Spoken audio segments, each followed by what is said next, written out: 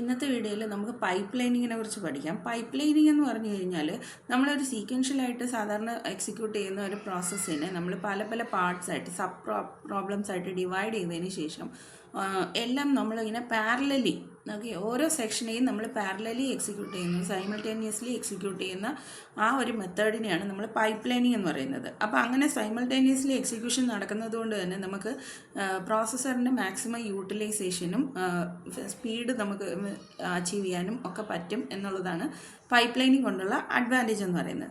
ഇപ്പോൾ for example നമ്മളിപ്പോൾ ഒരു ഇൻസ്ട്രക്ഷനെ എക്സിക്യൂട്ട് ചെയ്യണമെന്ന് വിചാരിക്കുക. അപ്പോൾ ഒരു ഇൻസ്ട്രക്ഷനെ എക്സിക്യൂട്ട് ചെയ്യണമെങ്കിൽ നമ്മൾ ആദ്യം എന്ത് ചെയ്യണം? അതിനെ നമ്മൾ മെമ്മറിയിൽ നിന്ന് ഫെച്ച് ചെയ്ത് കൊണ്ടുവരണം, അല്ലേ? ഫെച്ച് ചെയ്ത് കൊണ്ടുവന്നതിന് ശേഷം അതിനെ ഡീകോഡ് ചെയ്ത് എന്ത് ഇൻസ്ട്രക്ഷൻ ആണെന്നൊക്കെ മനസ്സിലാക്കിയതിന് ശേഷം അതിനാവശ്യമായിട്ടുള്ള ഓപ്പറാൻസിനെ ഫെച്ച് ചെയ്യണം. ഓക്കെ, അടുത്തതായിട്ട് ഓപ്പറാൻഡ് ഫെച്ച് ചെയ്യേണ്ടി വരും. ഓപ്പറാൻഡ് ഫെച്ച് ചെയ്ത് ഇൻസ്ട്രക്ഷൻ എന്താണെന്ന് മനസ്സിലാക്കി കഴിഞ്ഞതിന് ശേഷം നമ്മൾ എന്ത് ചെയ്യണം?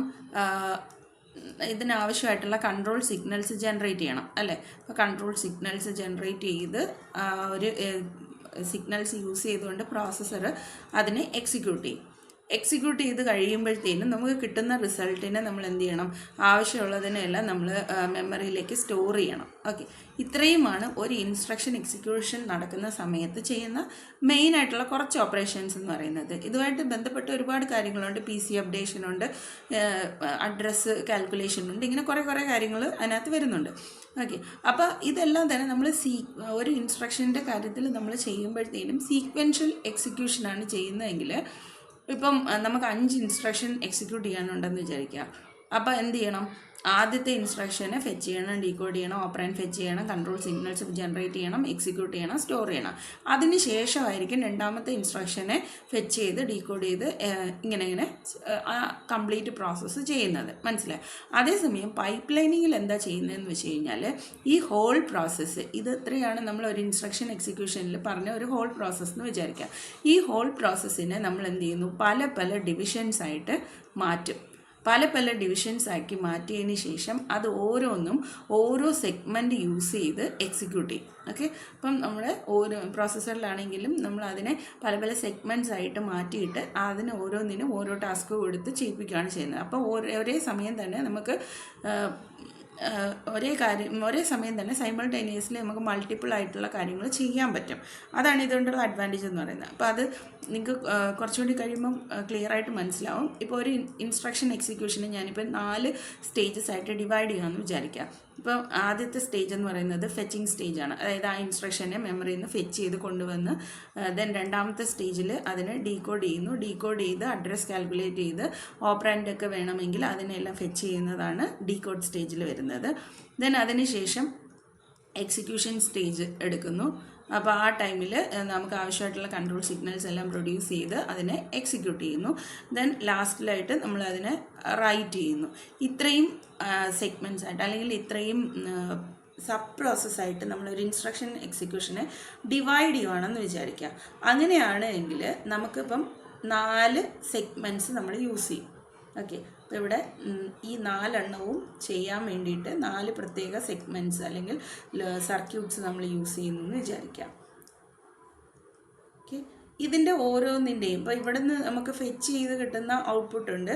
ആ ഫെച്ച് ചെയ്ത് കിട്ടുന്ന ആ ഇൻസ്ട്രക്ഷൻ്റെ ഔട്ട്പുട്ടിനെ നമ്മൾ അടുത്ത സ്റ്റേജിലേക്ക് കൊടുക്കുന്നു. അപ്പോൾ അടുത്ത സ്റ്റേജിലേക്ക് പോകുന്നതിനിടയിൽ ചിലപ്പോൾ ഒരു ഓവർലാപ്പിംഗ് ഒരു ഡിലേ വരാൻ സാധ്യത ഉള്ളതുകൊണ്ട് നമ്മൾ ഇതിനിടയ്ക്ക് ഒരു ബഫർ യൂസ് ചെയ്യും. ഓക്കെ, ദെൻ ആ ബഫറിൽ നിന്ന് എപ്പോഴാണോ ഈ ഡീകോഡ് സെഗ്മെൻറ്റ് ഫ്രീ ആവുന്നത് ആ സമയത്ത് ബഫറിൽ നിന്ന് അതിനാവശ്യമുള്ള ഈ ഇൻസ്ട്രക്ഷനെ ഡീകോഡ് ചെയ്യാൻ വേണ്ടി എടുക്കുന്നു. ഡീകോഡ് ചെയ്ത് കഴിയുമ്പോഴത്തേനും അഗെയിൻ ഇവിടെ ഒരു ബഫർ നമ്മൾ യൂസ് ചെയ്യുന്നു. ഈ ബഫറിൽ സ്റ്റോർ ചെയ്തിരിക്കുന്നത് എക്സിക്യൂഷൻ സെഗ്മെൻറ്റ് ഫ്രീ ആവുന്ന സമയത്ത് അവിടെ നിന്ന് എടുത്ത് യൂസ് ചെയ്യുന്നു. ദെൻ അഗെയിൻ ഇവിടെയും നമുക്കൊരു ബഫറുണ്ട്. ഈ ബഫറിനകത്ത് നമ്മൾ സ്റ്റോർ ചെയ്തിരിക്കുന്ന ഡേറ്റേനെ റൈറ്റിന് വേണ്ടിയിട്ട് സെലക്ട് ചെയ്യും. ഓക്കെ, അപ്പോൾ ഇങ്ങനെ 4 സെഗ്മെൻറ്റ്സ് ആയിട്ട് നമ്മൾ ഇതിനെ ഡിവൈഡ് ചെയ്യുന്ന സമയത്ത് നമ്മൾ ഇതിനിടയ്ക്ക് ഓരോ സെഗ്മെൻറ്റിൻ്റെ ഇടയിലായിട്ട് നമ്മൾ ബഫേഴ്സ് യൂസ് ചെയ്യുന്നുണ്ട്. അത് ബഫേഴ്സ് എന്തിനാന്ന് വെച്ച് കഴിഞ്ഞാൽ ഓരോ സെഗ്മെൻറ്റ്സിൻ്റെ ഇടയിൽ ഡിലേ വരുവാണെങ്കിൽ നമുക്ക് ഈ ഓരോന്നിൻ്റെ ഔട്ട്പുട്ടിനെ ഹോൾഡ് ചെയ്യാനുള്ള സ്പേസ് വേണം. അപ്പോൾ അതിന് വേണ്ടിയിട്ടാണ് നമ്മൾ ഈ ബഫേഴ്സ് യൂസ് ചെയ്യുന്നത്. ഓക്കെ, അപ്പോൾ ഇങ്ങനെയാണ് ഒരു പൈപ്പ് ലൈനിൻ്റെ ഹാർഡ്വെയർ ആർക്കിടെക്ചർ നമുക്ക് മെയിനായിട്ട് വരുന്നത്. അപ്പോൾ ഈ ഓരോ ഇടയിലുള്ള ബഫേഴ്സിനെയും നമ്മൾ ഇൻ്റർ സ്റ്റേജ് ബഫേഴ്സ് എന്നാണ് പറയുന്നത്. ഇൻ്റർ സ്റ്റേജ്, ഓരോ സ്റ്റേജിനിടയിലുള്ള ബഫേഴ്സ്. ഓക്കെ, അപ്പോൾ ഇത് B1, ഇത് B2, ദെൻ B3, ഇങ്ങനെ നമുക്ക് എത്ര സ്റ്റേജസ് വരുന്നുണ്ടോ അതിനനുസരിച്ച് നമുക്ക് ബഫേഴ്സിനെ ഇൻക്ലൂഡ് ചെയ്യാൻ പറ്റും. ഓക്കെ, അപ്പോൾ ഇങ്ങനെയാണെങ്കിൽ ഇതിൻ്റെ ഒരു ടൈം ലൈൻ ചാർട്ട് നമ്മൾ നോക്കിക്കഴിഞ്ഞാൽ, അതായത് നമ്മളിപ്പോൾ നമുക്ക് ഒരു 5 ഇൻസ്ട്രക്ഷൻസ് എക്സിക്യൂട്ട് അല്ലെങ്കിൽ 4 ഇൻസ്ട്രക്ഷൻസ് എക്സിക്യൂട്ട് ചെയ്യാനുണ്ടെന്ന് വിചാരിക്കുക. I1, I2, I3, I4 ഇങ്ങനെ 4 ഇൻസ്ട്രക്ഷൻസ് എക്സിക്യൂട്ട് ചെയ്യാനുണ്ട്. ഇപ്പം നോർമൽ രീതിയിലാണ് എങ്കിൽ നമുക്ക് ഇതിൻ്റെ എക്സിക്യൂഷൻ എന്ന് പറയുന്നത് ഈ ഒരു സീക്വൻഷ്യൽ ഓർഡറായിട്ടായിരിക്കും പോകുന്നത്. സോ അപ്പം ഫസ്റ്റ് ക്ലോക്ക് സൈക്കിളിൽ നമ്മളതിനെ ഫസ്റ്റ് ഇൻസ്ട്രക്ഷനെ ഫെച്ച് ചെയ്യുന്നു. ഓക്കെ, ഫസ്റ്റ് ഇൻസ്ട്രക്ഷനെ ഫെച്ച് ചെയ്തു. സെക്കൻഡ് ക്ലോക്ക് സൈക്കിൾ ആകുമ്പോഴത്തേനും ആ ഫസ്റ്റ് ഇൻസ്ട്രക്ഷനെ ഡീകോഡ് ചെയ്യുന്നു. തേർഡ് ക്ലോക്ക് സൈക്കിൾ എത്തുമ്പോഴത്തേനും ആ ഫസ്റ്റ് ഇൻസ്ട്രക്ഷനെ എക്സിക്യൂട്ട് ചെയ്യുന്നു. ദെൻ ഫോർത്ത് ക്ലോക്ക് സൈക്കിൾ എത്തുമ്പോൾ ആ ഫസ്റ്റിനെ തന്നെ റൈറ്റ് ചെയ്യുന്നു. ദെൻ അതിനുശേഷം ഫിഫ്ത്ത് ക്ലോക്ക് സൈക്കിൾ എത്തുമ്പോൾ രണ്ടാമത്തെ ഇൻസ്ട്രക്ഷനെ നമ്മൾ ഫെച്ച് ചെയ്യുന്നു, ഫെച്ച് 2 വരുന്നു. ദെൻ അടുത്ത് സിക്സ്ത് ക്ലോക്ക് സൈക്കിളിൽ അതിനെ ഡീകോഡ് ചെയ്യുന്നു, സെക്കൻഡ് ഇൻസ്ട്രക്ഷനെ ഡീകോഡ് ചെയ്യുന്നു. സെവൻത്ത് ക്ലോക്ക് സൈക്കിളിന് അതിൽ എക്സിക്യൂട്ട് ചെയ്യുന്നു, സെക്കൻഡ് ഇൻസ്ട്രക്ഷനെ എക്സിക്യൂട്ട് ചെയ്യുന്നു. ദെൻ സെക്കൻഡിനെ റൈറ്റ് ചെയ്യുന്നു. Then again 9th clock cycle എത്തുമ്പോൾ മൂന്നാമത്തതിനെ ഫെച്ച് ചെയ്യുന്നു. ദെൻ അതിനെ ഡീകോഡ് ചെയ്യുന്നു, അതിനെ എക്സിക്യൂട്ട് ചെയ്യുന്നു. ദെൻ അതിനെ റൈറ്റ് ചെയ്യുന്നു. അപ്പോൾ ഇപ്പോൾ ടോട്ടൽ എത്ര? 10, 11, 12 ഇത്രയും ക്ലോക്ക് സൈക്കിൾസ് ആയി. ഇപ്പം 12 ക്ലോക്ക് സൈക്കിൾസ് കഴിഞ്ഞതിന് ശേഷം 13th ക്ലോക്ക് സൈക്കിളിലാണ് അടുത്തതിനെ നമ്മൾ എടുക്കുന്നത്. അതായത് 4ാമത്തെ ഇൻസ്ട്രക്ഷൻ എടുത്തു, അതിനെ ഡീകോഡ് ചെയ്തു, ദെൻ അതിനെ എക്സിക്യൂട്ട് ചെയ്തു, 4ാമത്തേനെ എക്സിക്യൂട്ട് ചെയ്തു, ദെൻ അതിനെ റൈറ്റ് ചെയ്തു, 4ാമത്തേനെ റൈറ്റ് ചെയ്തു. അങ്ങനെ നമുക്ക് ടോട്ടൽ 16 ക്ലോക്ക് സൈക്കിൾസ് എടുത്തിട്ടാണ് നമ്മൾ ഈ 4 ഇൻസ്ട്രക്ഷൻസിനെ കംപ്ലീറ്റ് ചെയ്തത്, അതിൻ്റെ എക്സിക്യൂഷൻ കംപ്ലീറ്റ് ചെയ്തത്. അപ്പോൾ ഇൻ കേസ് നമ്മളൊരു പൈപ്പ് ലൈൻ 4 സ്റ്റേജുള്ള പൈപ്പ് ലൈൻ ഇംപ്ലിമെൻറ്റ് ചെയ്തിട്ടുണ്ടെന്ന് വിചാരിക്കുക. ഈ 4 സ്റ്റേജ് എന്ന് പറഞ്ഞു കഴിഞ്ഞാൽ 4 സെഗ്മെൻറ്റ്സ് നമ്മൾ യൂസ് ചെയ്യുന്നുണ്ട് എന്നുള്ളതാണ്. ഓക്കെ, അങ്ങനെയാണ് എങ്കിൽ നമ്മൾ ഇതിൻ്റെ എക്സിക്യൂഷൻ എത്ര ക്ലോക്ക് സൈക്കിൾ വേണമെന്ന് നോക്കാം. അപ്പോൾ ഫസ്റ്റ് ക്ലോക്ക് സൈക്കിൾ വന്നു. ഫസ്റ്റ് ക്ലോക്ക് സൈക്കിളിൽ നമ്മൾ ചെയ്യുന്ന കാര്യം എന്താണെന്ന് വെച്ച് കഴിഞ്ഞാൽ ഫസ്റ്റ് ഇൻസ്ട്രക്ഷനെ ഫെച്ച് ചെയ്യുന്നു. ഓക്കെ, ദെൻ രണ്ടാമത്തെ ക്ലോക്ക് സൈക്കിൾ എത്തുമ്പോൾ ഈ ഫെച്ചിങ് കഴിയുമല്ലോ, ഫെച്ചിങ് കഴിഞ്ഞാൽ ഉടനെ തന്നെ അത് നേരെ ഡീകോഡിങ്ങിലേക്ക് പോകും. ഓക്കെ, ഇപ്പോൾ ആ ഫസ്റ്റ് ഇൻസ്ട്രക്ഷനെ നമ്മൾ ഡീകോഡിങ്ങിലേക്ക് വിട്ടു. അത് ഡീകോഡിങ്ങിലേക്ക് പോയപ്പോൾ എന്തായി? നമുക്ക് ഫെച്ച് സെഗ്മെൻറ്റ് ഫ്രീ ആയി. അപ്പോൾ ഉടനെ എന്ത് ചെയ്യുമെന്ന് വെച്ച് കഴിഞ്ഞാൽ ആ സെക്കൻഡ് ക്ലോക്ക് പൾസിൽ തന്നെ നമ്മൾ രണ്ടാമത്തെ ഇൻസ്ട്രക്ഷനെ ഫെച്ച് ചെയ്യാനായിട്ട് കൊടുക്കുന്നു.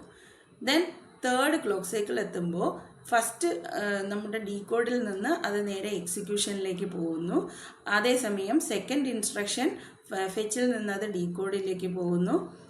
അപ്പോൾ ഫെച്ച് വീണ്ടും ഫ്രീ ആയി. ഫെച്ച് ഫ്രീ ആയതുകൊണ്ട് നമ്മൾ എന്ത് ചെയ്യുന്നു? ഇവിടെ 3ാമത്തെ ക്ലോക്ക് സൈക്കിളിൽ 3ാമത്തെ ഇൻസ്ട്രക്ഷനെ ഫെച്ച് ചെയ്യാനായിട്ട് കൊടുക്കുന്നു. ദെൻ അതുപോലെ 4ാമത്തെ ക്ലോക്ക് സൈക്കിൾ എത്തുമ്പോൾ ഫസ്റ്റ് ഇൻസ്ട്രക്ഷൻ്റെ റൈറ്റ് ആയി. ഫസ്റ്റ് ഇൻസ്ട്രക്ഷൻ അപ്പോൾ എക്സിക്യൂഷൻ കംപ്ലീറ്റ് ചെയ്യുവാണ്. അപ്പോൾ സെക്കൻഡ് ഇൻസ്ട്രക്ഷൻ ഡീകോഡിൽ നിന്ന് നേരെ എക്സിക്യൂഷനിലേക്ക് പോയി. ദെൻ തേർഡ് ഇൻസ്ട്രക്ഷൻ അവിടെ ഡീകോഡിങ്ങിലേക്ക് പോയി.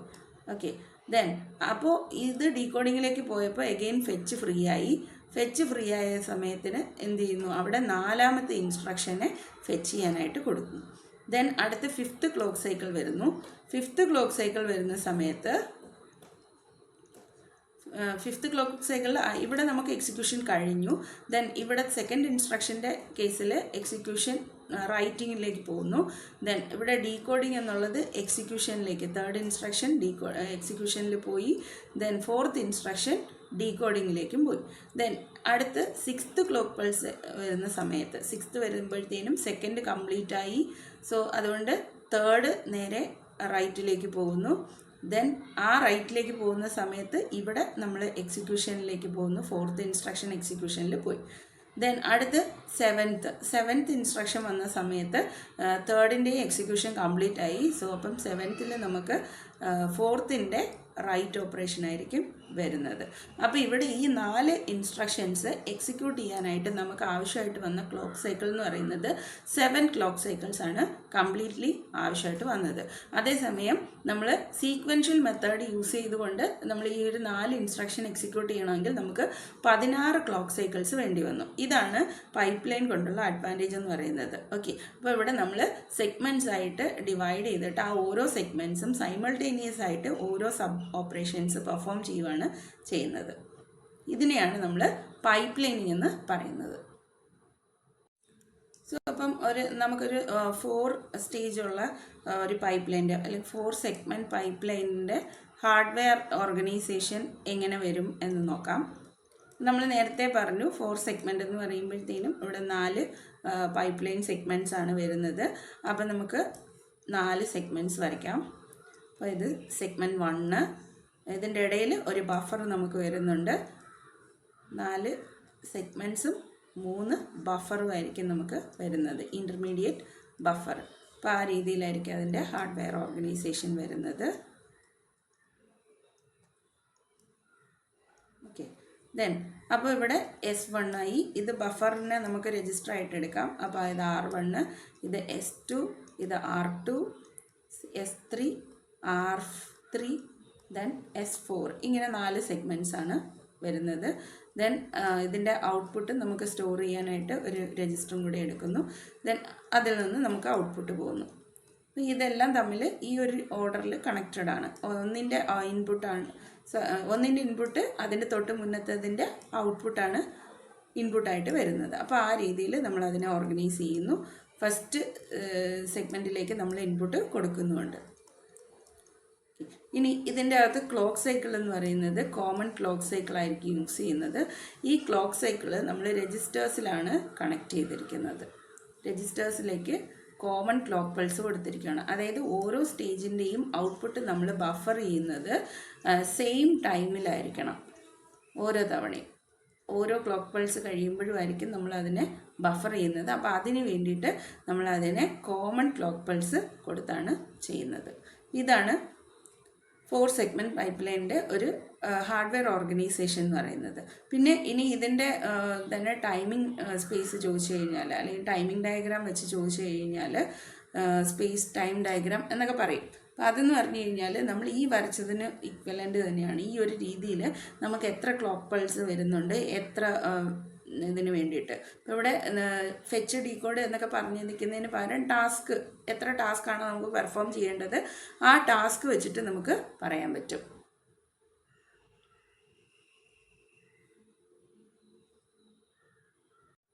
ഇതിൻ്റെ ഒരു സ്പേസ് ടൈം ഡയഗ്രാം വരയ്ക്കാൻ പറഞ്ഞു കഴിഞ്ഞാൽ അതിൽ ഹൊറിസോണ്ടലായിട്ട് നമ്മൾ കാണിക്കുന്നത് നമ്പർ ഓഫ് ക്ലോക്ക് സൈക്കിൾസ് ആണ്.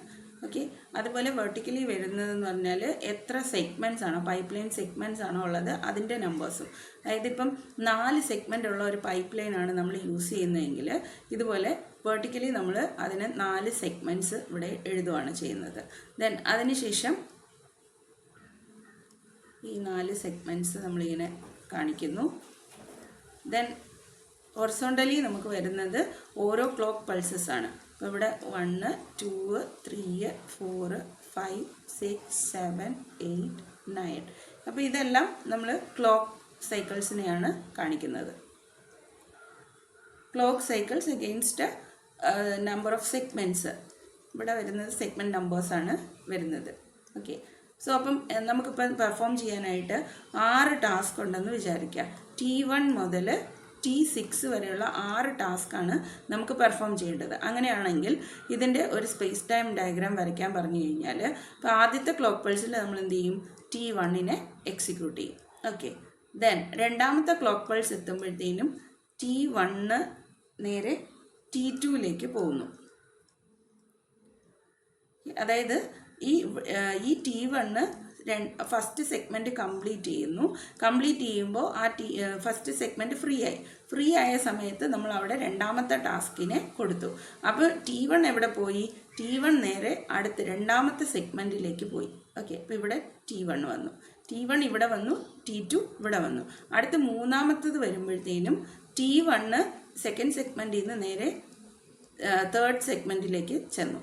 അതുപോലെ T2 സെക്കൻഡ് സെഗ്മെൻറ്റിൽ നിന്ന് നേരെ ഫസ്റ്റ് സെഗ്മെൻറ്റിൽ നിന്ന് നേരെ സെക്കൻഡ് സെഗ്മെൻറ്റിലേക്ക് വന്നു. ദെൻ അതുപോലെ തന്നെ അപ്പോൾ ഇവിടെ ഫസ്റ്റ് സെഗ്മെൻറ്റ് ഫ്രീ ആയി. ഫസ്റ്റ് സെഗ്മെൻറ്റ് ഫ്രീ ആയെന്ന ഉടനെ തന്നെ നമ്മൾ മൂന്നാമത്തെ ടാസ്ക് അവിടെ കൊടുക്കുന്നു. ദെൻ നാലാമത്തെ ക്ലോക്ക് പൾസ് എത്തുന്ന സമയത്ത് അഗെയിൻ ഈ T1 നാലാമത്തെ സെഗ്മെൻറ്റിലെത്തി, T2 മൂന്നാമത്തെ സെഗ്മെൻറ്റിലെത്തി, ദെൻ T3 സെക്കൻഡ് സെഗ്മെൻറ്റിലെത്തി. അപ്പോൾ ഇവിടെ T4 നമ്മൾ എടുക്കുന്നു. ദെൻ നെക്സ്റ്റ് ആവുന്ന സമയത്ത് T1 കംപ്ലീറ്റ് ആയി. ഓക്കെ, കാരണം ഓരോ ടാസ്കിനും ഓരോ ട്രാൻസാക്ഷനും നമുക്ക് 4 സെഗ്മെൻറ്റ്സ് ആണുള്ളത്. അപ്പോൾ T1 ഇവിടെ കംപ്ലീറ്റ് ആയി. ദെൻ അതിനുശേഷം T2 നേരെ ഫോർത്തിലേക്ക് വരുന്നു. ദെൻ T3 തേർഡിൽ വരുന്നു, T4 സെക്കൻഡിൽ വന്നു, T5 അടുത്ത ഇതിലേക്ക് കയറുന്നു. ദെൻ അടുത്ത് വരുമ്പോഴത്തേനും T2 ഇവിടെ കംപ്ലീറ്റ് ആയി. ദെൻ അത് കഴിയുമ്പോൾ T3 ഫോർത്ത് സെഗ്മെൻറ്റിൽ വന്നു, T4 ഇവിടെ വന്നു, T5 ഇവിടെ വരുന്നു, ദെൻ T6 കൊടുക്കുന്നു. ദെൻ ഏഴാമത്തെ ക്ലോക്ക് പൾസ് എത്തുമ്പോൾ എന്ത് സംഭവിച്ചു? T3 ഇവിടെ കംപ്ലീറ്റ് ആയി. സോ T4 ഇവിടെ കൊടുത്തു, T5 ഇവിടെ വന്നു, ഇവിടെ T6 വന്നു, ദെൻ T7 ഫസ്റ്റ് സെഗ്മെൻറ്റിലേക്ക് ലോഡ് ചെയ്തു. സോ ഇത് കഴിയുമ്പോഴത്തേനും T4 ഇവിടെ കംപ്ലീറ്റ് ആവുന്നു. ദെൻ T5 ഇവിടെ വരുന്നു, T6 ഇവിടെ, T7 ഇല്ലല്ലോ, T6 വരെ വരുന്നുള്ളൂ. ദെൻ ഇവിടെ അപ്പം ഫ്രീ ആയി. ഇവിടെ വേറെ ഒന്നും നമുക്ക് കൊടുക്കാനില്ലാത്തതുകൊണ്ട് ഇവിടെ രണ്ടിടത്തും ഫ്രീ ആയി. ഇവിടെയും അപ്പോൾ ഇത് വരുന്നില്ല, T7 ഇല്ല നമുക്ക്, അപ്പോൾ ഇവിടെ നമ്മൾ ഫ്രീ ആയി. ഓക്കെ, അപ്പോൾ ഇങ്ങനെ വന്നു. ദെൻ അടുത്ത് വരുമ്പോഴത്തേനും T6 നമുക്ക് ഇവിടെ വരുന്നു, T5 കംപ്ലീറ്റ് ആയി. ബാക്കി ഇവിടെ നമുക്ക് വേറെ ട്രാൻസാക്ഷൻസ് ഒന്നുമില്ല, അല്ലെങ്കിൽ വേറെ ടാസ്കുകളൊന്നുമില്ല. അപ്പോൾ ഈ രീതിയിലായിരിക്കും സ്പേസ് ടൈം ഡയഗ്രാം വരുന്നത്. ഓക്കെ, അപ്പം നമുക്കിപ്പം ഇവിടെ പറഞ്ഞിരിക്കുന്നത് 4 സെഗ്മെൻറ്റ് ഉള്ള ഒരു പൈപ്പ് ലൈനിനകത്ത് T1 മുതൽ T6 വരെയുള്ള ടാസ്ക് പെർഫോം ചെയ്യുന്നതിൻ്റെ സ്പേസ് ടൈം ഡയഗ്രാമാണ് ഇപ്പം നമ്മൾ വരച്ചിരിക്കുന്നത്. അപ്പോൾ ഇതുപോലെ ഇപ്പോൾ 5 സെഗ്മെൻറ്റ് പറയുവാണെങ്കിൽ നമ്മൾ എന്ത് ചെയ്യണം? ഇവിടെ ഒരു സെഗ്മെൻറ്റും കൂടെ ആഡ് ചെയ്തിട്ട് അതനുസരിച്ച് സ്പേസിങ് മാറ്റണം. അപ്പോൾ ഇവിടെ T1 കംപ്ലീറ്റ് ആവുന്നത് ഇവിടെയായിരിക്കും വരുന്നത്. ദെൻ അതിനനുസരിച്ച് ബാക്കിയുള്ളതും കംപ്ലീഷൻ ടൈം വ്യത്യാസം വരും. ഓക്കെ, അപ്പോൾ ആ രീതിയിലായിരിക്കണം നമ്മൾ വരയ്ക്കേണ്ടത്.